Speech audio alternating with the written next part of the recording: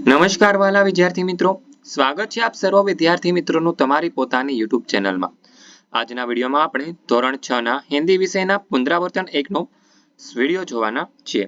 વિદ્યાર્થી મિત્રો, આપણી આ ચેનલમાં ધોરણ 6 ના હિન્દી વિષયના તમામ ચેપ્ટરના સ્વાધ્યાયના સોલ્યુશનના વિડીયો અપલોડ થઈ ગયા છે, જેની લિંક તમને નીચે ડિસ્ક્રિપ્શનમાં આપવામાં આવેલી છે। જોઈએ प्रश्न नंबर 1, निम्नलिखित रिक्त स्थानों की कोष्टक में से सही शब्द चुनकर पूर्ण कीजिए। એમાં પહેલું છે सब लड़के अपने अपने घर जा सकते हैं, तो અહીં ખાલી જગ્યાનો જવાબ આવશે ઘર। ત્યારબાદ બીજું, रमेश को बुखार था इसलिए खाली जगह स्कूल नहीं गया, तो અહીં ખાલી જગ્યાનો જવાબ આવશે व। ત્યારબાદ ત્રીજું છે मीना और जेमिनी खाली जगह जा रहे थे, અહીં ખાલી જગ્યાનો જવાબ આવશે बाजार। ત્યારબાદ ચોથું છે मैंने खाली जगह को दलदल से बाहर निकाला, खाली जगह નો જવાબ આવશે बिच्छू। ત્યારબાદ પાંચમું છે शिकारी हिरनी को खाली जगह ले गया, खाली जगह નો જવાબ આવશે अस्पताल। ત્યારબાદ પ્રશ્ન નંબર 2 જોઈએ। नीचे प्रश्नों के उत्तर दीजिए। पहलो सवाल है आपने किन किन कहानियों का पठन किया है, तो खाली जगह तेनो उत्तर आवशे मैंने इन कहानियों का पठन किया है। दयालु शिकारी, बातूनी कछुआ, प्यासा कौवा, कौवा और लोमड़ी અને સમજદાર નની। ત્યારબાદ બીજો સવાલ છે आपने पढ़ी हुई कहानी को अपने शब्द में लिखिए, तो तेनो उत्तर आवशे छात्र अपनी कॉपी में उत्तर लिखिए। ત્યારબાદ ત્રીજો સવાल છે शिकारी ने हिरनी को कैसे बचाया, અહીં उत्तर आवशे शिकारी की गोली हिरनी की टांग में लगी थी, शिकारी हिरनी को जानवर के अस्पताल में ले गया, वहां डॉक्टर ने हिरनी का इलाज किया, इस तरह शिकारी ने हिरनी को बचाया। ત્યારબાદ ચોથું છે प्रगति, न्याय और मानव धर्म के लिए हमारा क्या कर्तव्य है, तो तेनो उत्तर आवशे हम विश्व के सभी राष्ट्रों को एकता के सूत्र में बांधे, हम सब में समता और ममता की भावनाएं जगाए, हम सारे विश्व में शांति की स्थापना करें, प्रगति, न्याय और मानव धर्म के लिए यही हमारा कर्तव्य है। ત્યારબાદ પાંચમો સવાલ છે नन्ही बत्तख का स्वभाव कैसा था, तो तेनो उत्तर आवशे नन्ही की माँ ने उसे सिखाया था कि वो भलाई के काम करे, जो नन्ही के साथ बुरा बर्ताव करता है उसके साथ भी वो भलाई करती थी, किसी से भी बदला लेने के लिए वो अपनी अच्छी आदत छोड़ना नहीं चाहती थी, मुसीबत में पड़े हुए का बचाव करना फर्ज समझती थी, इस प्रकार सबकी भलाई करना नन्ही बत्तख का स्वभाव था। ત્યારબાદ प्रश्न नंबर 3 છે निम्नलिखित वर्गों से शुरू करके 5-5 शब्द बनाइए और वाक्य में प्रयोग कीजिए। એમાં પહેલું છે ચ, તો ચ ઉપરથી બનશે ચમેલી, चमेली का फूल खुशबूदार होता है। ત્યારબાદ છે चक्की, चक्की से अनाज पीसा जाता है। चतुर, रमेश चतुर लड़का है। चंपा, यह चंपा का वृक्ष है। चंद्रमा, चंद्रमा के प्रकाश को चांदनी कहते हैं। બીજું છે छ, छ ઉપરથી બનશે क्षितिज, वह दिन भर क्षितिज की ओर देखता रहा। क्षत्रिय, क्षत्रिय बड़े वीर होते हैं। क्षमा, क्षमा वीरों का भूषण है। क्षीर, दूध को क्षीर भी कहते हैं। क्षुधा, मुझे बड़ी क्षुधा એટલે કે ભૂખ લગી है। પછી છે त, तरबूज, त ઉપરથી બનશે तरबूज, यह तरबूज बहुत मीठा है। तराजू, तराजू से वस्तुओं का वजन मालूम होता है। तमाशा, हमने बंदर का तमाशा देखा। तस्वीर, ये ऐतिहासिक स्थानों की तस्वीरें हैं। तलवार, तो તેમાંથી આવશે तलवार की धार बहुत तेज है।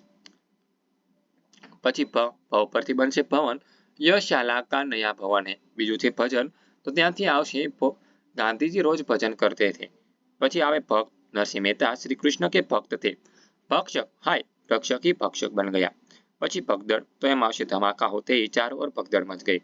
ત્યારબાદ પ્રશ્ન નંબર 4 સમાન તો એટલે કે પ્રાસ વાળે શબ્દ બનાकर લખીએ। પેલું છે સામાજિક, તો એના જેવા બીજા શબ્દ આવશે પ્રામાણિક, સાંસારિક અને પારિવારિક। પછી બીજું છે માનવતા, તો તેના જેવા શબ્દ આવશે દાનવતા, સજ્જનતા અને સ્વતંત્રતા। પછી ત્રીજું છે ભલાઈ, તો એના જેવા બીજા શબ્દ આવશે બુરાઈ, હવાઈ અને જુદાઈ। પછી છે ઘબરાહટ, તેના જેવા બીજા શબ્દ આવશે ખડખડાટ, સરસરાहट અને ફડફડાટ। પાંચમું છે गिनती को शब्द में और शब्द को अंकों में लिखिए। પેલું છે 96, તો તેને કહેવાય 96। પછી 67 છે તેને કહેવાય 67। પછી 51 છે તેને લખીશું 51। 88 છે તેને 88 લખીશું। પછી 78 લખેલું છે ત્યાં આપણે 7 અને 8 એટલે 78 લખીશું। 57 માં આપણે 5 અને 7 એટલે 57। 69 માં 6 અને 9 એટલે 69 અને 97 માં 9 7 એટલે 97 લખીશું। प्रश्न नंबर 6, निम्नलिखित शब्दों को विरुद्धार्थी એટલે કે વિલોમ શબ્દ લેकर वाक्य में प्रयोग कीजिए। પહેલું છે સ્વચ્છ, તો તેનું વિરુદ્ધાર્થી થશે અસ્વચ્છ। હવે તેનું વાક્ય જોઈએ, यह घर छोटा है पर अस्वच्छ नहीं है। ત્યારબાદ બીજું દેશ, તો તેનું વિરુદ્ધાર્થી થાય વિદેશ, તો તેનું વાક્ય જોઈએ पिताजी विदेश गए हुए हैं। ત્રીજું છે પ્રિય, તો તેનું વિરુદ્ધાર્થી થશે અપ્રિય, बुरे काम व्यक्ति को अप्रिय बना देते हैं।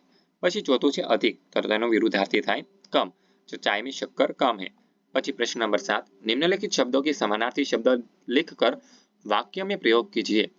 तो એમાં પહેલું છે સૂર્ય, તો તેનો સમાનાર્થી થશે રવિ। दिन में हम रवि प्रकाश देता है। પછી બીજું છે ભૂમિ, તો તેનો સમાનાર્થી થાય જમીન, यहाँ की जमीन उपजाऊ है। ત્યારબાદ ત્રીજું છે प्राण, तो તેનો સમાનાર્થી થશે जान। दुर्घटना में 3 लोगों की जान चली गई। ચોથું છે सहसा, तो તેનો સમાનાર્થી થાય अचानक, चलते चलते अचानक गाड़ी रुक गई। પછી પ્રશ્ન નંબર 8, નીચે दिए गए चित्र का वर्णन करते हुए 8-10 वाक्य लिखिए। तो એ સરસ મજાનું ચિત્ર આપવામાં આવેલું છે, તેનું આપણે વર્ણન કરવાનું છે। જોઈએ, इस चित्र में गांव के नदी घाट का प्रातःकालीन दृश्य दिखाया गया है। पहाड़ के पीछे सूर्य निकल रहा है। नदी के दोनों किनारे बरगद का वृक्ष है। नदी में 3 बतखें तैर रही है। बगुला चोंच में मछली पकड़े हुए है। एक लड़का बरगद की पेड़ों से झूल रहा है। एक लटकती छड़ पर चिड़िया बैठी झूल रही है। 2 लड़के नदी में तैर रहे हैं। एक खरगोश झाड़ी में छिपा बैठा है। 2 स्त्रियां घाट से लौट रही है। एक के सिर पर 2 घड़े हैं और दूसरे के सिर पर टोकरी में धुले हुए कपड़े हैं। एक स्त्री घाट पर कपड़े धो रही है। एक मंदिर के सज्जे पर मोर बैठा है। मंदिर पर ध्वजा लहरा रही है। मंदिर के बाहर एक यात्री विश्राम कर रहा है। उसके पीछे पानी का घड़ा रखा हुआ है। दूर एक ग्वाला नदी में गाय के पानी पिला रहा है। बरगद के पेड़ पर एक पक्षी घोंसले में अंडों के पास बैठा है। नारियल के 2 पेड़ के पास एक लड़का कागज की नाव तैयार कर रहा है और दूसरा लड़का हाथ से कुछ इशारा कर रहा है। दूर तक गांव की झोपड़ियां दिखाई दे रही है। प्रश्न नंबर 9, आप साइकिल लेकर स्कूल जाते हैं और रास्ते में ट्यूब पंचर हो जाती है। इस घटना का वर्णन कीजिए।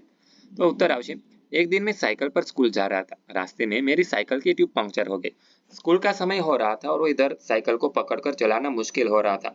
फिर भी उसे किसी तरह मरम्मत की दुकान तक ले गया। दुकानदार ने मरम्मत के 5 रुपये मांगे। मेरे पास 4 रुपये ही थे। मैंने उसे भरोसा दिलाया कि अगले दिन में 1 रुपया दे जाऊंगा। ट्यूब तो ठीक हो गई, लेकिन स्कूल पहुंचने में आधे घंटे की देर हो गई। मैंने वर्ग शिक्षक को सारी घटना सच सच बता दी। वे बोले, आज तो ठीक है, पर परीक्षा के दिन ऐसा हुआ तब क्या करोगे? मैंने कहा, साहब तब मैं घर से जल्दी लिखूंगा। उन्होंने मुस्कुराते हुए मुझे वर्ग में प्रवेश करने की अनुमति दे दी। ત્યારબાદ પ્રશ્ન નંબર 10, चित्र के आधार पर कहानी लिखिए। तो અહીં સરસ મજાનું એક ચિત્ર આપવામાં આવ્યું છે, बंदर और मगर अथवा तो बंदर की चतुराई। तो एक बंदर था, वह नदी के किनारे एक पेड़ पर रहता था, पर मीठे पेड़ पर मीठे फल थे। बंदर फल खाता और खुश रहता था। एक दिन एक मगर नदी के किनारे आया। बंदर ने उसे फल खाने के लिए दिए। मगर और बंदर के दोस्ती हो गई। मगर ने एक दिन कहा, मैंने रोज तुमसे मिलना आता हूँ और तुम्हारे दिए गए मीठे मीठे फल खाता हूँ। अब तुम भी मेरे घर चलो, वहां मैं तुम्हें बढ़िया बढ़िया चीजें खिलाऊंगा। बंदर मगर की बातों में आ गया। वह मगर की पीठ पर बैठ गया।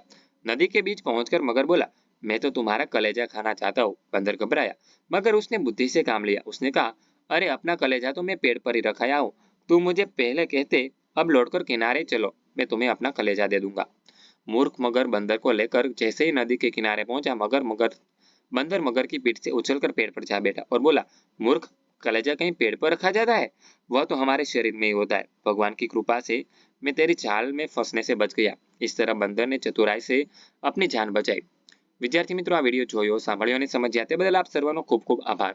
આવા જ એક નવા વિડિયો સાથે આપણે ફરી મળીશું। ત્યાં સુધી આ વિડિયોની લિંક તમારા મિત્રો અને દોસ્તોને શેર કરજો, જેથી કરીને તેઓ પણ આ સોલ્યુશનનો લાભ લઈ શકે। અને હા વિદ્યાર્થી મિત્રો, આપણી આ ચેનલમાં ધોરણ 6 ના હિન્દી વિષયના તમામ ચેપ્ટરના સ્વાધ્યાયના સોલ્યુશનના વિડિયો અપલોડ થઈ ગયા છે। તેની લિંક અને આ ચેપ્ટરના પીડીએફની લિંક તમને નીચે ડિસ્ક્રિપ્શનમાં